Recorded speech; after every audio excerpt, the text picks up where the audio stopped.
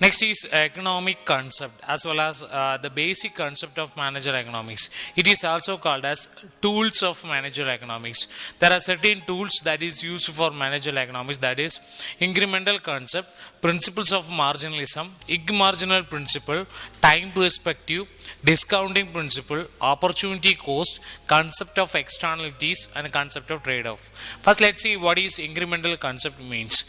That is IC equal to C2 minus C1. That is incremental concept equal to new total cost minus old total cost. That is the concept behind the incremental concept. Next is marginalism. That is it is mainly used for marginal change in the dependent variable resulting from an unit change in the determinant, that is the independent variable.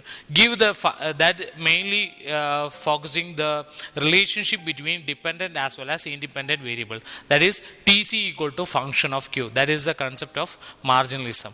Next is equimarginal principle. That is a decision maker would allocate or hire these resources in such a way that the ratio of marginal returns and marginal cost of various uses of given resources is the same. That is called as equimarginal principle. Next is the time perspective. So if we are concentrating with respect to time, means that is with respect to short run as well as long run.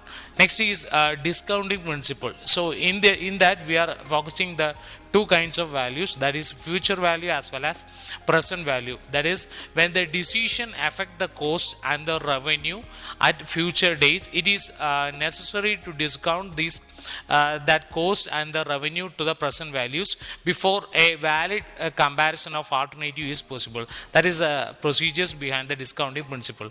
Next is opportunity cost principle. That is it is the next best alternatives that could be produced instead of some other factors that is costing the same output money. That is called as opportunity cost. Next is concept of externalities. That is it is related with respect to the exclusion principle.